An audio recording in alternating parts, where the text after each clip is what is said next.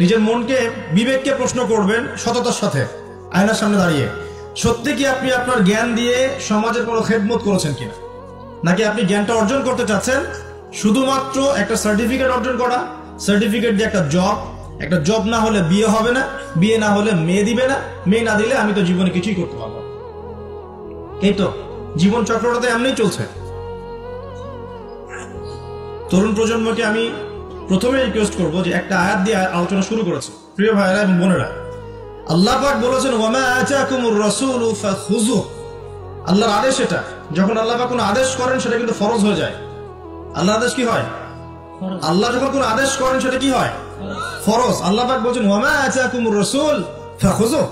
রাসূলুল্লাহ সাল্লাল্লাহু আলাইহি ওয়াসাল্লাম যা তোমাদেরকে দিয়েছেন, যে সুন্নাহগুলো দিয়েছেন সেগুলো গ্রহণ করো।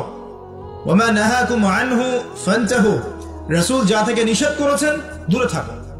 দুটো জিনিস পাচ্ছেন, যা দিয়েছেন নিতে হবে, যা নিষেধ করেছেন ছাড়তে হবে। শুধু যা দিয়েছেন নিব, যা নিষেধ করেছেন ছাড়বো না, এটাও কিন্তু হলো না। যা দিয়েছেন নিতে হবে, যা ছাড়তে বলেছেন কি করতে হবে? ছাড়তে হবে।